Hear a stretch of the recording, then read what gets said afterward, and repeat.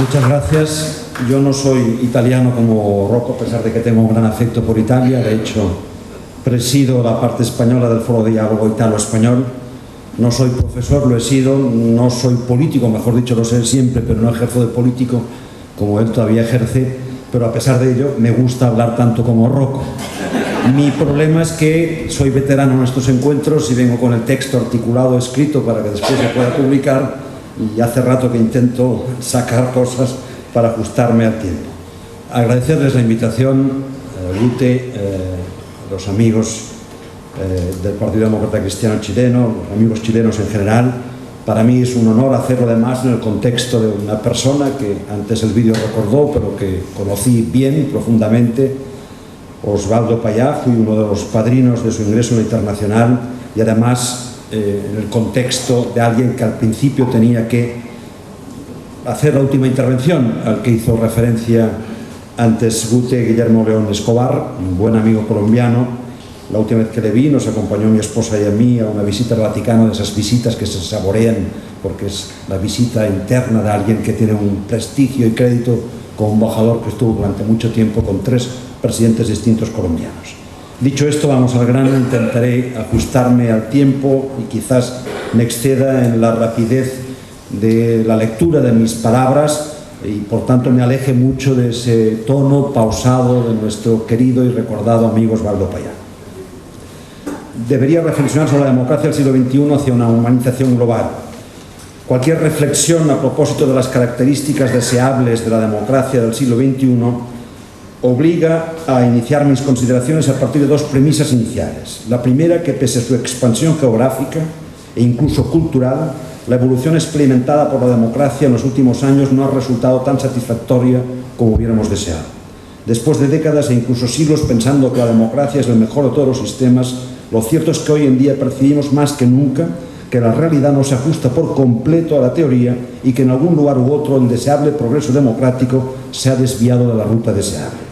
La primera cuestión, pues, consiste en determinar aquello que debería ser enderezado si pretendemos que la humanidad alcance un estadio de democracia generalizada en el que los derechos humanos, el bienestar y el progreso no sean solo el privilegio de algunas personas o de algunos territorios, sino verdaderas realidades universales para todas las personas y en todos los estados de este mundo. La segunda premisa es que no solo se trata de enderezar el rumbo, sino que debemos cartografiar los nuevos escollos que aparecen ante nosotros. No solo el camino no ha sido el más adecuado, sino que además han aparecido nuevos obstáculos a superar. Si en el 19 se luchaba por acceder a un mínimo de derechos humanos y garantías legales frente a regímenes monárquicos o absolutistas, absolutamente desiguales, en los que el simple voto censitario ya fue una conquista, y en el 20 se luchó por el reconocimiento universal de los derechos humanos en una sociedad sacudida primero por guerras de dimensiones impensables y luego por la división entre bloques y el pánico a una conflagración nuclear, ahora, en el siglo XXI, el escenario es otro muy distinto. Tan distinto que ya no podemos entender la democracia, como se ha dicho en diversas ocasiones a lo largo de esta mañana, de una manera local, sino global. Y ello en una sociedad en la que la información y las redes sociales configuran una manera de actuar completamente distinta a la de las décadas anteriores. En el siglo XXI se han desarrollado nuevas formas de hacer política, que no solo han variado en los contenidos, sino también en las formas y en los medios. Así, por ejemplo, Rocco hacía referencia a ellos, se desarrolla, surge una ola de nuevos populismos muy distintos en cierta medida a los del siglo XX, y estos hallan su vía de expansión en una sociedad expuesta a una luz de información que no siempre es cierta ni fiable. La idea del bien común o la aspiración de progreso general se banalizan. Los nuevos liderazgos no aspiran a cohesionar la sociedad y aumentar los derechos cívicos y sociales, sino que las sociedades se fragmentan, se dividen, puedo hablar de ello casi hacer tesis doctoral, se fragmentan, se dividen y se enfrentan en una polarización que tiene su escenario en los medios de comunicación y en las redes sociales. La libertad de prensa, un derecho fundamental por otra parte, ha degenerado en algunos medios hasta convertirse en un instrumento de manipulación y generación de noticias falsas. Por otra parte, el siglo XXI se caracteriza ya por la pérdida del valor de la realidad. Esta no cuenta. Platón habló del mundo de la realidad, pero hoy vivimos en el mundo de las percepciones, donde la realidad no tiene importancia. En este sentido, el Twitter y su lenguaje binario y simplificador han contaminado de manera irreversible la confrontación de ideas y de proyectos. Estamos, desgraciadamente, en muchos casos, ante el triunfo de la consigna, del argumento burdo y reduccionista, ante la búsqueda de la derrota del adversario en el espeso y sucio mar de las redes sociales y no de la consecución de consensos básicos sobre nuestras necesidades colectivas, a las que también Rocco hacía referencia al evocar el espíritu como cristianos que deberíamos trasladar a la política. Si nos centramos en lo que comúnmente calificamos como democracias avanzadas, podríamos constatar que el tránsito del siglo XX al XXI nos ha situado en un escenario en el que los ciudadanos se muestran cada vez más frustrados por la incapacidad de las democracias para asegurar los derechos cívicos y sociales ante los poderes económicos. No solo eso, existe además un gran descontento de los ciudadanos respecto de los partidos políticos, una corrupción persistente en muchos países, no simplemente en México, donde tiene parte de su familia, no simplemente con sus amigos chilenos, no simplemente en su país, también en el mío, en España, en Cataluña, existe como problema fundamental la corrupción que aparta al ciudadano del político. Por tanto, en este sentido, no ha de resultarnos difícil percibir que nuestras democracias no se hallan en este sentido en su mejor momento y que resultan manifiestamente mejorables. Si a ello añadimos nuestro compromiso humanista, es obvio que nos sentamos obligados a avanzar hacia formas de democracia más efectivas y más profundas. Debemos conseguir una democracia humanizada y, sobre todo, debemos dotarla de contenido y de medidas adecuadas para su concreción política. Una democracia humanizada es, a mi juicio, aquella que se funda en la esperanza de una mayor libertad, una mayor responsabilidad. Es importante que nosotros conjuguemos el binomio libertad-responsabilidad y un mayor progreso de las personas, de la comunidad y de la sociedad en general.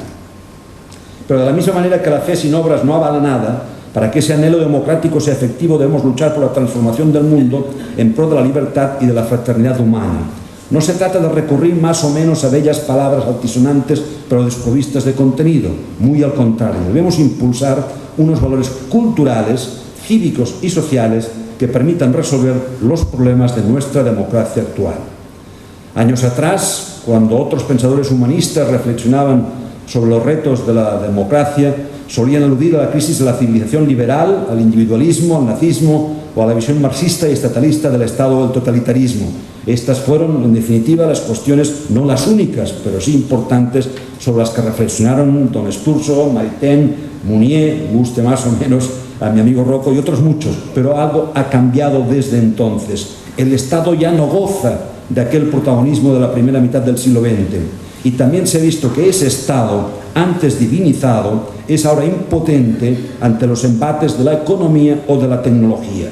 La libertad y dignidad de las personas ya no dependen tanto de las decisiones del Estado o de las distintas administraciones, sino de los vaivenes económicos. Y tales vaivenes no se hallan sometidos a menudo a ningún control y además carecen de nombres y apellidos, de identidades a las que pedir explicaciones. Todo ello redunda en un innegable descrédito de las instituciones, de la política y de los políticos. Los ciudadanos saben que las nuevas cargas impositivas, los recortes en los servicios públicos o la redimensión de las instituciones no dependen de decisiones fundadas en las ideas políticas de los gobernantes, ni en los programas debatidos y refrendados en contiendas electorales democráticas, sino que vienen impuestas desde otros ámbitos sin posibilidad de oposición. Y en méritos de esas supuestas exigencias económicas insoslayables, las personas pueden verse afectadas en sus derechos, en su dignidad, en su capacidad para hallar trabajo y responsabilizarse de su bienestar.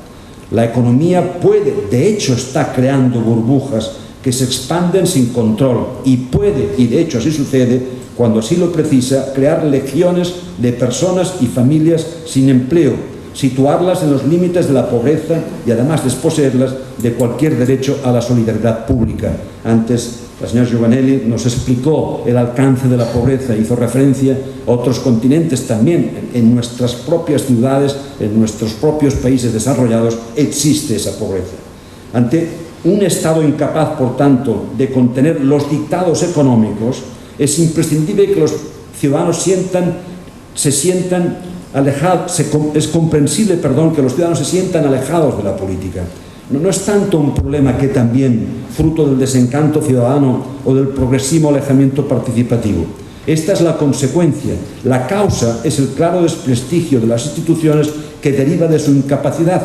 De esa incapacidad surge la desesperanza y, pisándole los talones, aparecen el populismo e incluso la rebelión. Pero no una rebelión fértil, destinada a reforzar y dar consistencia a nuevas aspiraciones democráticas, sino una rebelión estéril, cuyo único fin es utilizar la desesperación como ariete contra la sociedad misma sin proponer alternativa alguna. Y de eso también viven los populismos. Urge, pues, una revisión de lo que yo llamo contrato social entre ciudadanos, partidos e instituciones. En definitiva, se trata de regenerar la democracia para que las personas y las familias puedan percibirla, que hoy no es así en muchos casos, como más válido de todos los instrumentos para organizar la convivencia, fomentar la justicia social y emprender conjuntamente, cuantos más mejor, la consecución del bien común. Se trata sencillamente de incorporar el respeto, la empatía, la colaboración con otras fuerzas políticas en nuestro día a día, la capacidad de diálogo, la capacidad del compromiso.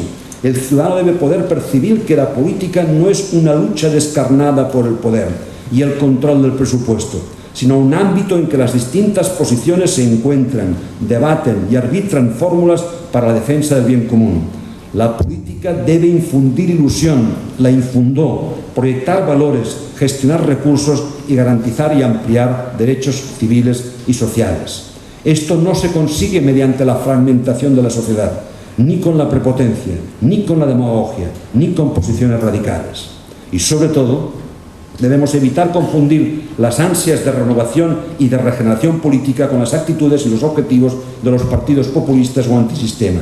Este es un riesgo contra el cual debemos vacunarnos y que exige un estado de alerta general, puesto que el populismo, que en lugar de ejercer sus responsabilidades públicas con prudencia y en pro del interés general, se dedica a exacerbar la tensión existente en el seno de la sociedad, a fomentar la confrontación y a difundir todo tipo de promesas imposibles, o que en el peor de los casos dedica su actividad a combatir las instituciones democráticas y las garantías legales e instituciones que tanto esfuerzo precisaron para su consolidación. Pero ¿qué es realmente el populismo? El catedrático Daniel Innerarity, que ha sido en alguna ocasión ponente en este encuentro internacional, sostiene que nuestros sistemas políticos no están siendo capaces de gestionar la creciente complejidad del mundo, y frente a ello el populismo ofrece una simplificación tranquilizadora, aunque sea al precio de una grosera falsificación de la realidad. Según el filósofo y politólogo, quien habla hoy de límites, responsabilidad, intereses compartidos, tiene todas las de perder frente a quien establezca unas demarcaciones rotundas entre nosotros y ellos, o entre las élites y el pueblo, de manera que la responsabilidad y la inocencia se localicen de un modo tranquilizador. Hoy en día, cuando el populismo penetra en el sentimiento social, no se vota para solucionar algo, sino para expresar un malestar. Y por ello son elegidos quienes prefieren encabezar las protestas contra los problemas que ponerse a trabajar para arreglarlos. Y a partir de aquí es cuando el populismo dispone de una gran facilidad para señalar enemigos. Cualquier oposición, cualquier restricción es vista como una emanación del mal y de todas las perversiones posibles. Si las promesas de campaña no se cumplen, siempre habrá enemigos que lo han hecho imposible y que formarán parte de las élites corruptas o de la burocracia institucional o del establishment.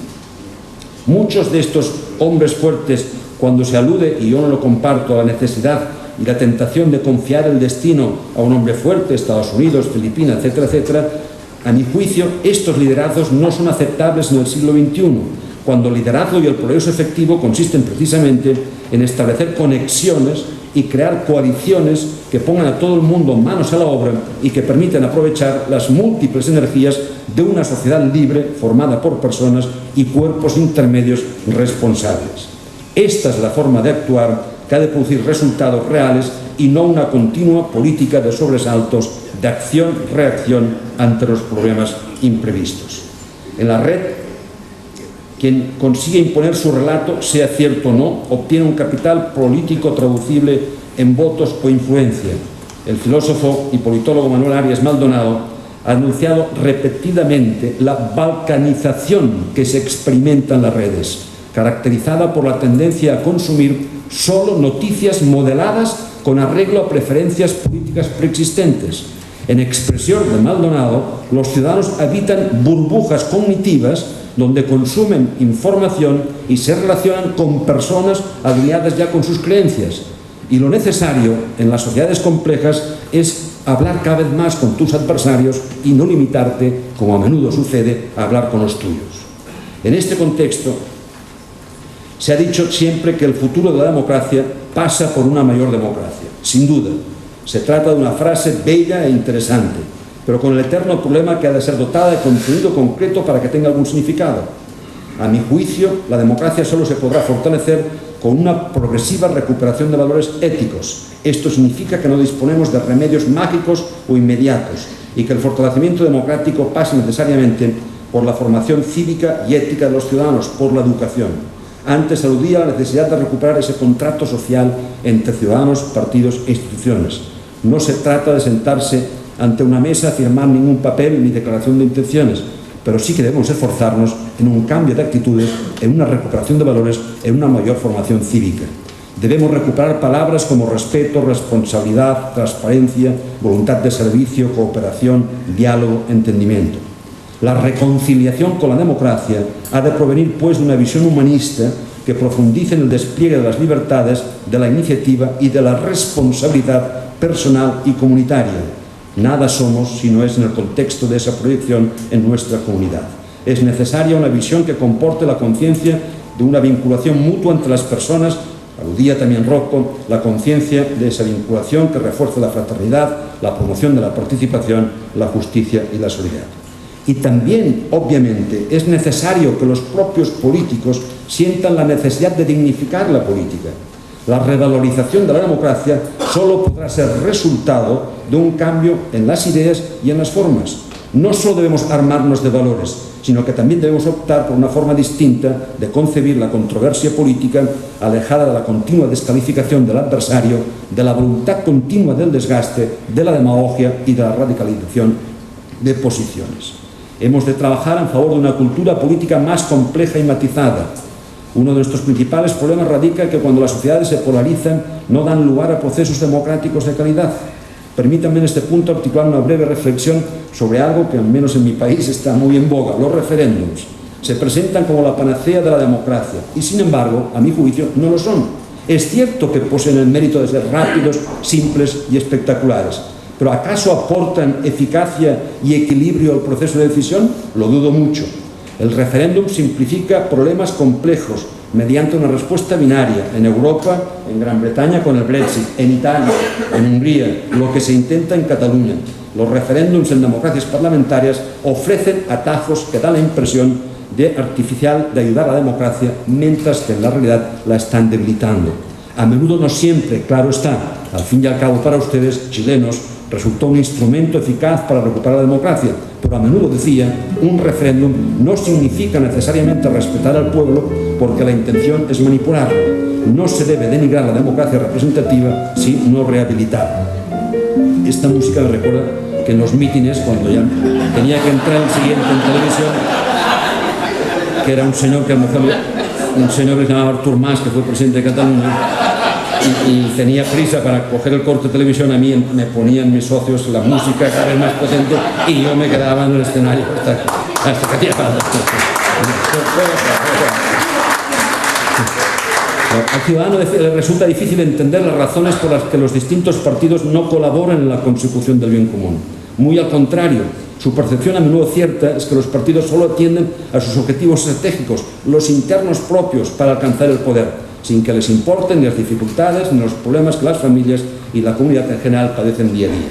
La primera reforma debe comenzar, por tanto, por los propios partidos políticos, que deben ser menos verticales y jerárquicos y más abiertos a la participación de los afiliados y sociedad en general. Debemos fomentar mayor transparencia en la actuación de los poderes públicos y garantizar la existencia de una administración ética al servicio ciudadano y alejada de cualquier sombra de corrupción. Y además debemos emprender también el máximo esfuerzo para fomentar de manera real la participación de la ciudadanía en la actividad política. Debemos disponer de parlamentos abiertos y accesibles, que sean ejemplares en el trato y que transmitan la debida pedagogía de consenso y respeto en el debate y aprobación de las leyes.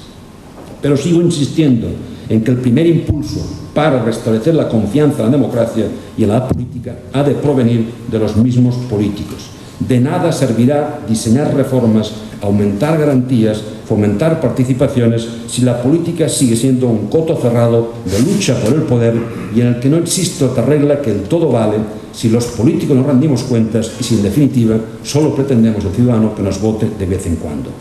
Una democracia mejor y más intensa, y estoy acabando de recordar, Dina, solo puede ser el resultado de una progresiva implantación de los valores humanistas que defendemos y su defensa ejemplar por parte de quienes los profesamos. En definitiva, debemos ser los primeros y los más firmes defensores de la idea que el bien común solo debe ser el resultado de un esfuerzo conjunto al que están llamadas todas las personas, todas las opiniones y todos los partidos políticos democráticos.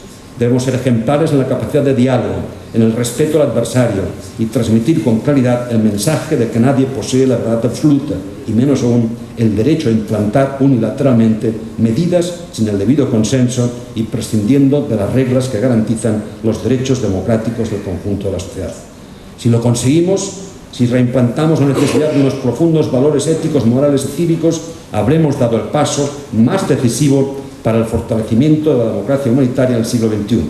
Y sean cuales sean los múltiples problemas que hoy en día nos acechan, habremos empezado a convertir nuestras sociedades en un espacio realmente de bienestar y de progreso comunitario. En definitiva, habremos construido una sociedad más humana y más democrática. Este es, a mi juicio, el gran reto que sigue avalando la validez, quizás no la vigencia, menos, como os decía antes, pero para mí validez del humanismo cristiano, como en la intervención inicial dijo el señor Zapata Larrey. Muchas gracias, veo que tampoco se han dormido.